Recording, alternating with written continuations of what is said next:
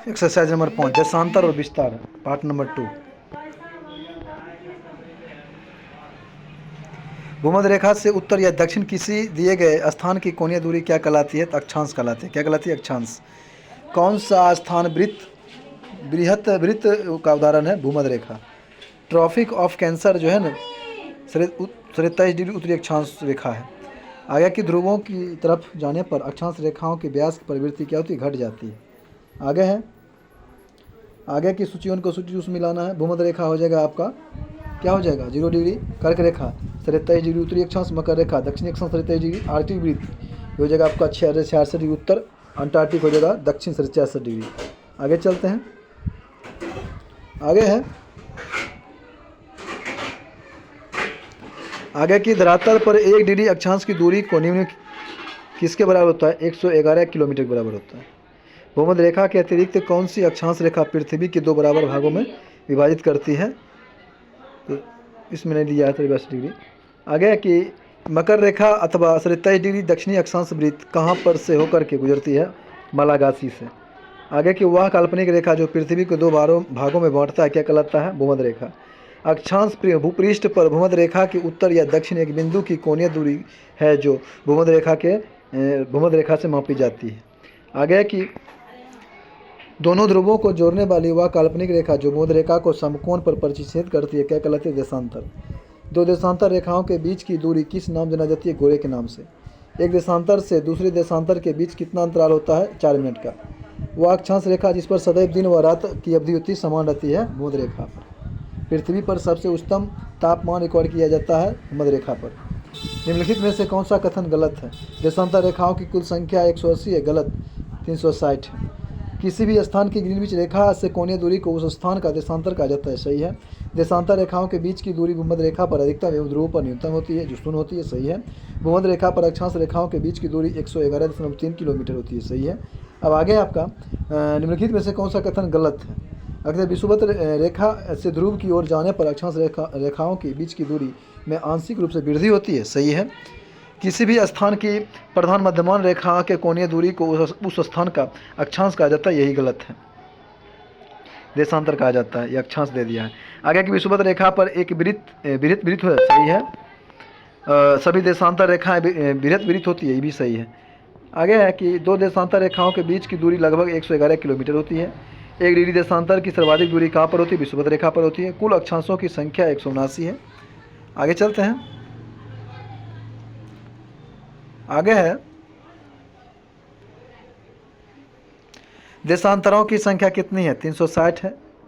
विषुवत रेखा के समानांतर काल्पनिक रेखा क्या कहलाती है? अक्षांश रेखाएं कहलाती है। पृथ्वी के उत्तरी ध्रुव या दक्षिण ध्रुव को मिलाने वाली रेखा क्या कहलाती है? देशांतर रेखाएं। प्रधान मध्यमान रेखा किस स्थान से होकर गुजरती है? ग्रीनविच से। आगे ग्रीनविच रेखा से तात्पर्य 0 डिग्री देशांतर। मकर रेखा किस स्थान से होकर नहीं गुजरता है? फिलीपींस से होकर के। पृथ्वी 1 घंटे में कितनी देशांतर घूमती है? 15 डिग्री। आगे है कि दक्षिणी ध्रुव पर अक्षांश होता है 90 डिग्री। किन देशों के बीच भूमध्य रेखा गुजरती है? कोलंबिया, केन्या और इंडोनेशिया। कोलंबिया, केन्या और इंडोनेशिया। आगे कि किसका तापमान गलत, किसका मापन मिलान गलत किया गया उसके बारे में जाना है। कर्क रेखा 27 डिग्री उत्तरी अक्षांश, सही है। मकर रेखा 66 डिग्री उत्तरी अक्षांश, यही गलत है, यानी कि 2 गलत है। फिर चलते हैं अंतर्राष्ट्रीय तिथि रेखा 0 डिग्री देशांतर, यही भी गलत है। दक्षिणी वृत्त मतलब ध्रुव वृत्त हो जाएगा 66 डिग्री दक्षिणी अक्षांश, सही है। आगे कहता है कि देशांतरीय दूरी 1 घंटे के समयांतराल के बराबर होती है 15 डिग्री। कर्क रेखा कहाँ से होकर गुजरती है? नेपाल से होकर के नहीं गुजरती है। कर्क रेखा नेपाल से होकर के नहीं गुजरती है, बाकी बात म्यांमार, बांग्लादेश, चीन से होकर गुजरती है। आगे उत्तरी गोलार्ध में भू धरातल अधिकतम होती है 30 डिग्री उत्तर से 40 डिग्री उत्तर। आगे है, आगे की मानचित्र पर स्थित अक्षांश और देशांतर रेखाओं के बारे में कौन सा कथन गलत है? इसके बारे में मतलब कौन सा कथन सत्य है?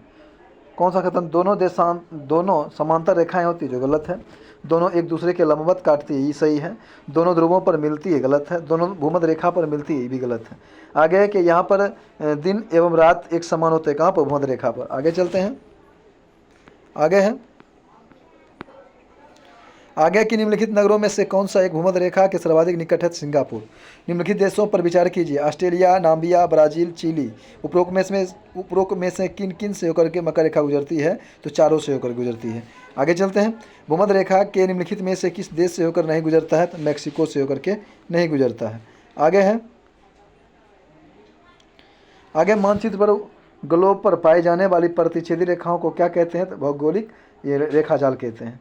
49 डिग्री उत्तर अक्षांश किस किस के बीच सीमांकन करती है? वो करती है आपका अमेरिका और कनाडा के बीच। आगे है कि दक्षिणी अमेरिका के निम्नलिखित में से किस देश से होकर के मकर रेखा नहीं गुजरता है? तो बोलोविया से। आगे की कौन सी दुर्गतम अक्षांश है? 0.0 डिग्री अक्षांश। आगे चलते हैं। अब आगे है आपका अंतर्राष्ट्रीय तिथि रेखा व समय, जान लेंगे क्या है। अंतर्राष्ट्रीय तिथि रेखा कहलाता है 180 डिग्री देशांतर। अंतर्राष्ट्रीय तिथि रेखा का निर्धारण किस वर्ष किया गया था? 1884 में किया गया था। अंतर्राष्ट्रीय तिथि रेखा की स्थिति में निम्न में से किसके निकटतम है? तो 180 डिग्री पूर्वी देशांतर के पूर्वी एवं पश्चिमी देशांतर के बीच। ग्रीनविच से 180 डिग्री मध्यमान काल्पनिक रेखा कहलाता है अंतर्राष्ट्रीय तिथि रेखा। आगे की दूसरी यमोत्तर रेखा के विपरीत अंतर्राष्ट्रीय दिनांक रेखा टेढ़ी मेढ़ी बनाई जाती है ताकि कुछ भूमि क्षेत्रों एवं द्वीप समूहों को उसी कैलेंडर दिवस में रखा जा सके, यही सही है।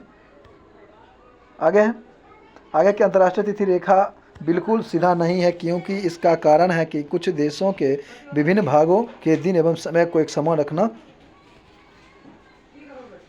आगे की उत्तरी प्रशांत महासागर में अंतर्राष्ट्रीय तिथि रेखा के विचरण का कारण क्या है? एल्यूशन द्वीप समूह। आगे की यदि समानांतर अंतर्राष्ट्रीय तिथि रेखा पर दिन के 12 बज रहे हो तो भारत का मानक समय 5:30 बजेगा शाम का। आगे चलते हैं। पृथ्वी को कितने समय कटिबंधों में बांटा गया? 24 में। भारत का परमाणविक समय किस देशांतर से लिया गया है? 83 डिग्री पूर्वी देशांतर से। आगे है भारत का परमाणविक समय किन स्थान से निश्चित किया जाता है? इलाहाबाद से। ग्रीनविच मध्यमान समय GMT तथा भारतीय प्रमाण समय IST के बीच समय अंतराल कितना होता है? 5.5 घंटा का होता है। किस स्थान का परमाणविक समय एवं स्थानीय समय लगभग जो है एक समान है? नैनी से, इलाहाबाद के नैनी से, याद रखिएगा। आगे के भारत के सर्वाधिक पूर्व एवं पश्चिम में स्थित स्थानों के स्थानीय समय में कितना का अंतर होता है? 2 घंटा का। अंतर्राष्ट्रीय तिथि रेखा 180 डिग्री देशांतर से कितना बार विचलित होती है? तो 4 बार। अंतर्राष्ट्रीय तिथि रेखा 180 डिग्री यमोत्तर से अंतर करती है, जिससे कि वह एक ही प्रशासन के अंतर्गत द्वीप समूह को विभाजित न करे। आगे कि यदि किसी स्थान का स्थानीय समय मानक समय ग्रीनविच समय से 12 घंटे आगे हो तो वह स्थान कहाँ स्थित होता है? 180 डिग्री पूर्वी देशांतर के बीच। ग्रीनविच पर समय मध्यमान 12 बज रहा हो तो 50 डिग्री पूर्वी देशांतर पर स्थित एक स्थान पर समय क्या हो जाएगा? शाम को 3:20 होगा। आगे चलते हैं। यदि ग्रीनविच 0 डिग्री देशांतर पर रात्रि के 12 बज रहे हो तो 30 डिग्री पूर्वी देशांतर पर स्थित काहिरा में समय जो हो जाएगा 2 बजेगा रात में। आगे चलते हैं। पृथ्वी पर 2 स्थानों की स्थिति के अनुदैर्ध्य का अंतर 5 डिग्री का है। स्थानीय समय में कितना का अंतर हो जाएगा? 1 घंटा का। आगे चलते हैं। आगे है आपका यदि 2 स्थानों के बीच समय में अंतर 2 घंटा 20 मिनट का है तो देशांतर में अंतर क्या हो जाएगा? 35 डिग्री का हो जाएगा। आगे चलते हैं कि अंतर्राष्ट्रीय दिनांक रेखा कहाँ से गुजरता है? 180 डिग्री पूर्व से। ग्रीनविच किस देश में है? तो UK में है। एक देशांतर को पार करने में 2 स्थानों के स्थानीय समय के बीच क्या अंतर होता है? 4 मिनट का। आगे के अंतर्राष्ट्रीय तिथि रेखा के संबंध में कौन सा कथन जो है आपका गलत है? यह एक काल्पनिक रेखा है जो सही है। बेरिंग सागर में यह रेखा पश्चिम की ओर मुड़ जाती है, ये भी सही है। 75 डिग्री उत्तरी अक्षांश पर यह रेखा पश्चिम की ओर मुड़ जाती है, यही गलत है। बाकी बात न्यूजीलैंड में फिजी द्वीप को एक साथ रखने के लिए दक्षिणी प्रशांत महासागर में यह रेखा पूर्व की ओर मुड़ जाती है, सही है। आगे चलते हैं।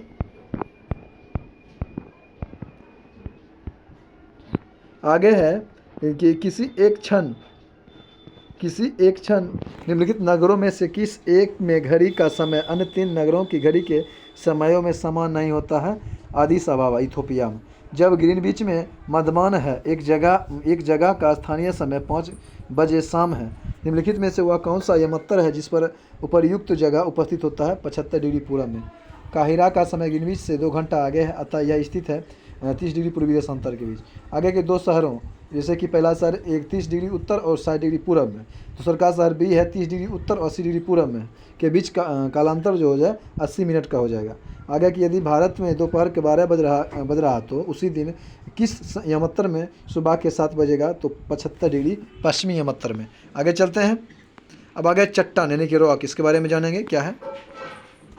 पृथ्वी पर लगभग 2000 प्रकार के चट्टान पाए जाते हैं। पृथ्वी पर लगभग 2000 प्रकार के चट्टान पाए जाते हैं, किंतु इनमें से कुछ खनिजों में ही चट्टान की रचना होती है। इन खनिजों की संख्या है आपका 20। कितना है? 20।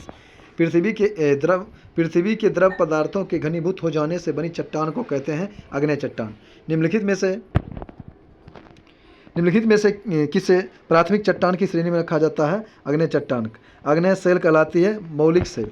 आगे है कि निर्माण की दृष्टि से कौन सी चट्टान सर्वाधिक प्राचीन है? आग्नेय चट्टान। आग्नेय चट्टान बनाती है गर्म लावा के ठंडे होने से। आगे की मोह स्केल में किसका मापन किया जाता है? चट्टान की कठोरता। आगे चलते हैं कि कौन सा आग्नेय चट्टान का एक प्रकार है? ग्रेनाइट। आगे है कि आग्नेय चट्टान के संबंध में निम्नलिखित में से कौन सा कथन जो आपका गलत है? आग्नेय चट्टान में परतों का पूर्णतः अभाव पाया जाता है, जो सही है। यह चट्टान में रवे पाए जाते हैं, सही है। इन चट्टानों में जीवाश्म शेष का अभाव पाया जाता है, ये भी सही है। इन चट्टानों में जोर पाए जाते हैं, यही गलत है। आगे चलते हैं।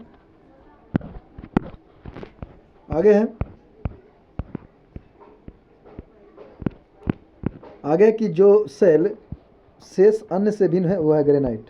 भूगर्भ में विशाल आकार की गुंबदाकार आग्नेय चट्टान निम्न में से किस नाम से जाना जाता है? बैथोलिथ। जानवरों, वनस्पतियों एवं सूक्ष्म जीवों के अवशेष किस प्रकार की चट्टानों में पाए जाते हैं? अवसादी चट्टानों में। धरातल के सर्वाधिक भाग पर निम्नलिखित में से किस प्रकार चट्टान का विस्तार है? अवसादी चट्टान का। आगे की भूपृष्ठ का कितना प्रतिशत भाग अवसादी चट्टानों से ढका हुआ है? 75%। भूपृष्ठ के जमीन के आगे के भूपृष्ठ की बनावट में अवसादी सेलों का योगदान जो है 5% है। आगे चलते हैं कि निम्नलिखित में से कौन सी चट्टान जैविक चट्टानों के अंतर्गत आती है? वो हो जाएगा आपका कोयला। आगे की कोयला किस प्रकार के चट्टान है? परतदार चट्टान है। पेट्रोलियम यानी कि खनिज तेल किन चट्टानों में पाया जाता है? तो प्राचीन संस्तृत चट्टान में। आगे है कि कौन सा परतदार चट्टान नहीं है? क्वार्टाजाइट नहीं है। आगे चलते हैं। आगे है आपका आगे के निम्नलिखित में से कौन सा परतदार चट्टान नहीं है? तो एस्लेट नहीं है। बाकी बाद जिप्सम है, कोलेरेमेरेट है और डोलोमाइट है। आगे की कौन सा विलग प्रकार की चट्टान है? तो संगमरमर। आगे पृथ्वी के आंतरिक भाग में किस चट्टान का निर्माण अधिक ऊष्मा और दबाव से हुआ है? कैंतरी चट्टान से। बलुआ पत्थर परिवर्तित होता है क्वार्टाजाइट से। चूना पत्थर का कैंतरण रूप है हो जाएगा आपका संगमरमर। कौन सी रूपांतरण चट्टान है? नीस। आगे कौन कैंतरी चट्टान है? संगमरमर। नीस चट्टान किस कोटि की होती है? परिवर्तित। आगे की एस्लेट हो जाएगा कैंतरी सेल। लिग्नाइट हो जाएगा आपका अवसादी चट्टान। बॉक्साइड हो जाएगा आपका लौह खनिज। और फिर ग्रेनाइट हो जाएगा आग्नेय सेल में। आगे चलते हैं। आगे की बेसाल्ट के रूपांतरण के फलस्वरूप किस चट्टान का निर्माण होता है? एम्फीबोलाइट्स।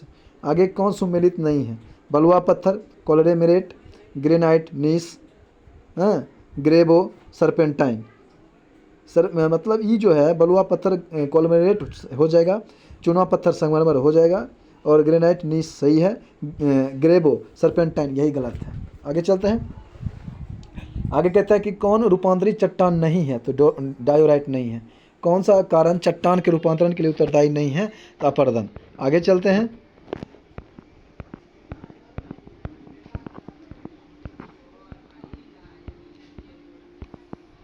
आगे की अवसादी शैलों का दूसरा नाम क्या है? एस्लेट मतलब अवसादी शैलों का दूसरा नाम जो है स्तरित शैल है।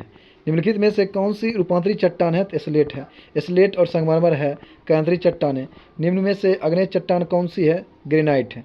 रूपांतरित चट्टानों की उत्पत्ति जो है आग्नेय और तलछटी दोनों चट्टानों से होती है। कौन सा कैंतरित शैल है? संगमरमर है। कौन सा रूपांतरित चट्टान नहीं है? तो ग्रेनाइट नहीं है, एस्लेट है, एस्फिटिक है और संगमरमर है। आग्नेय चट्टान का उदाहरण है आपका बेसाल्ट।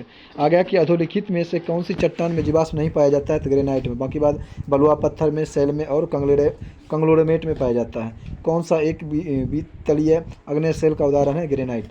आगे कौन सा मृत सेल है? आग्नेय सेल। क्वार्टाजाइट निम्न में से किसका कैंतरण है? बलुआ पत्थर का। आगे कौन सी आग्नेय सेल नहीं है?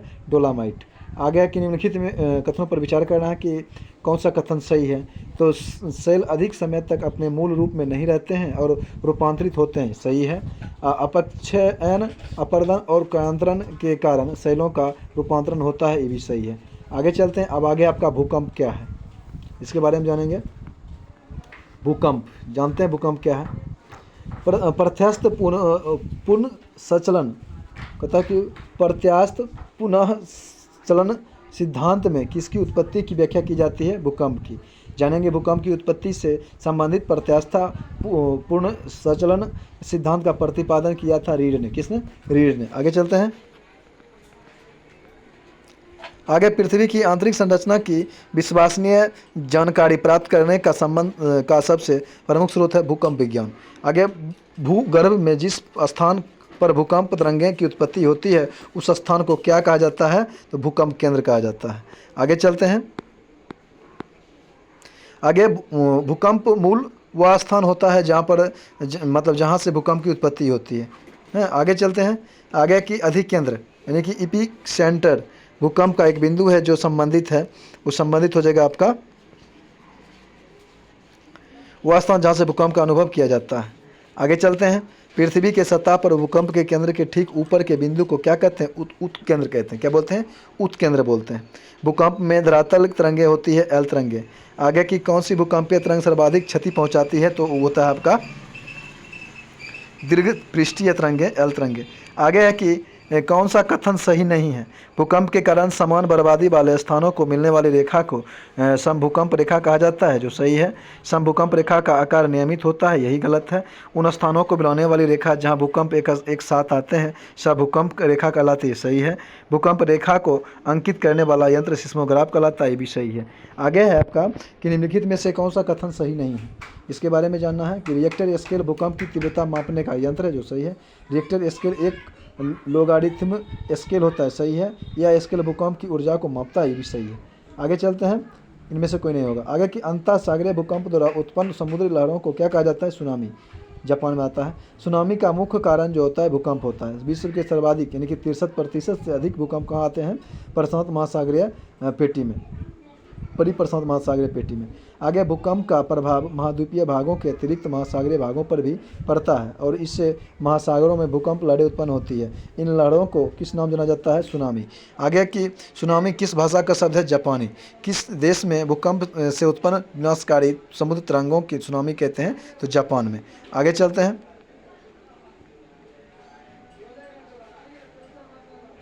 आगे की तरल पदार्थों से होकर के ना गुजर सकने वाली भूकंप लहरें कौन सी है, एस तरंग है। अगर रिएक्टर स्केल का उपयोग किसके मापने के लिए किया जाता है, भूकंप की तीव्रता का। सिस्मोग्राफ किसे मापने के लिए काम में लाया जाता है, भूकंपीय तरंग को। सिस्मोग्राफ किसका विज्ञान है, भूकंप का। आगे की समान भूकंपीय तीव्रता अर्थात समान बर्बादी वाले स्थानों को मिलाने वाली रेखा को क्या कहा जाता है, तो सम भूकंप रेखा। आगे के किसी क्षेत्र के उन स्थानों को मिलाने वाली रेखा जहाँ भूकंप एक साथ अनुभव किया जाता है क्या कहलाता है, सबभूकंप रेखा। सबभूकंप रेखा का आकार प्रायः क्या होता है, अनियमित होता है। भूकंप का कारण क्या होता है, टेक्टोनिज्म। आगे की अग्निवलय प्रशांत महासागर के उस विशाल क्षेत्र को कहते हैं जहाँ भूकंप कुल भूकंप का होता है 68%। अग्निवलय प्रशांत महासागर पेटी में होता है। आगे की कौन सी घटना धरातल पर नहीं घटित होती है, तो सुनामी। आगे कौन सी कहता है कि अनुन्वय प्राकृतिक आपदा है, भूकंप। आगे है कौन सा एक एशिया के पूर्वी सीमांतों में होने वाले भूकंपों का कारण बताता है, एशियाई प्लेट के नीचे पैसिफिक प्लेट का आगमन। आगे के भूकंप तरंग के उद्गम बिंदु को क्या कहते हैं, अधिकेंद्र कहते हैं। आगे भूकंप को मापने में प्रयुक्त तीव्रता में के पैमाने की सीमा क्या होता है, 1 से 12 तक होता है। ऐसे 1 से 10 तक रहना चाहिए, 12 दे दिया। चलिए आगे भूकंप की प्राथमिक तरंगों के संबंध में निम्नलिखित कथनों में से कौन सा कथन सही जो है नहीं है। ये तरंग ध्वनि तरंग जैसी होती है, जो सही है। ये तरंग ध्वनि तरंग जैसी तरंगें होती है, सही है। ये केवल ठोस पदार्थ से होकर के गमन करता है, गलत। ठोस द्रव गैस किसी से होकर के गमन करता है, यही गलत है। या गैसीय तरल ठोस पदार्थ से होकर गमन कर सकता है, सही है। ये तेजी से गति करती है और सतह पर सबसे पहले पहुंचता है, भी सही है।